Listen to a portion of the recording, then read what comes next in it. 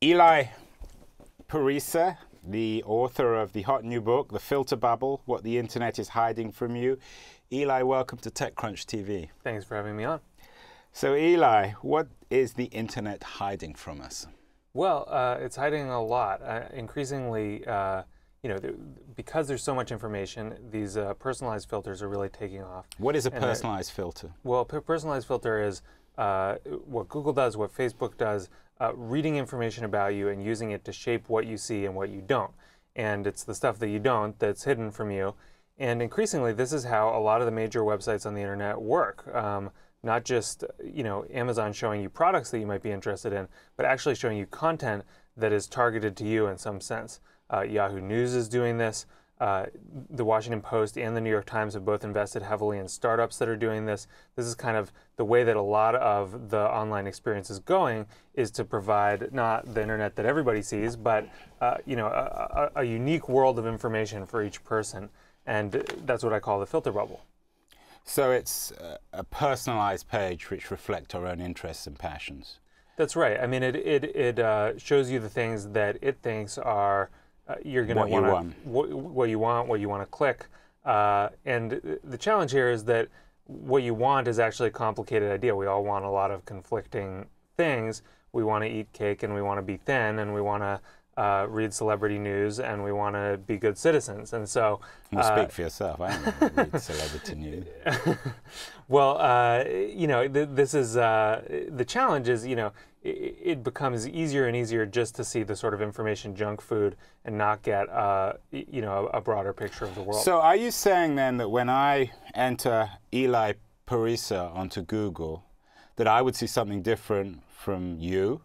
Yeah, I mean, actually, this is in particular that you often get a widely divergent view between your own view of your own Google search and other people's view of your Google search.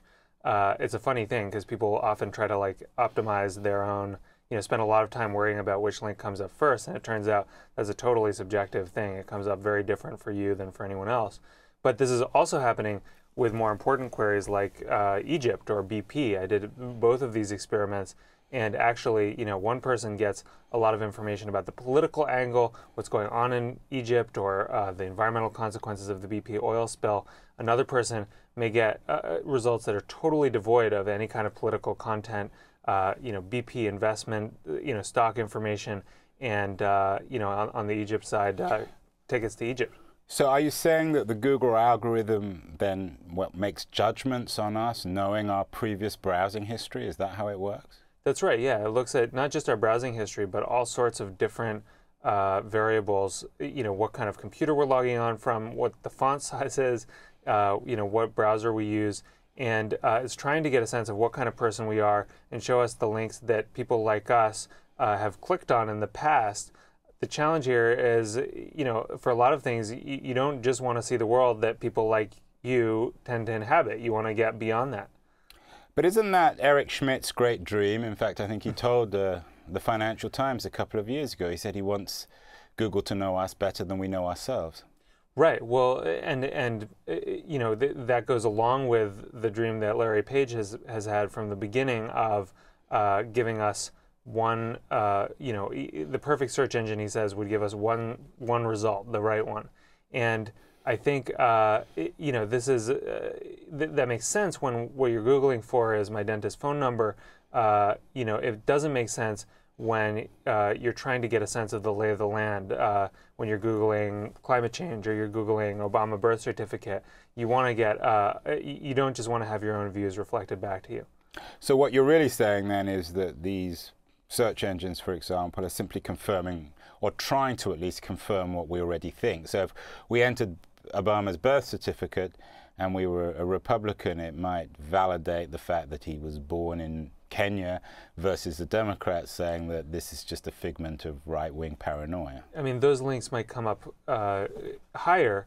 And in the news context, I mean, Google News does this a lot, but also increasingly Yahoo News and even the New York Times has a little bar on the side that does this.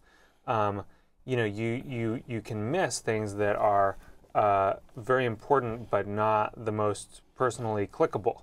So, this is one of the challenges is, some of the things that are most important for us to know about if it's homelessness or it's the war in Afghanistan, may not perform that well as far as these algorithms are concerned. They're not getting a lot of clicks, yet there's some of the things that we, with the war in Afghanistan, we owe it to the people who are there to know a bit about what's going on.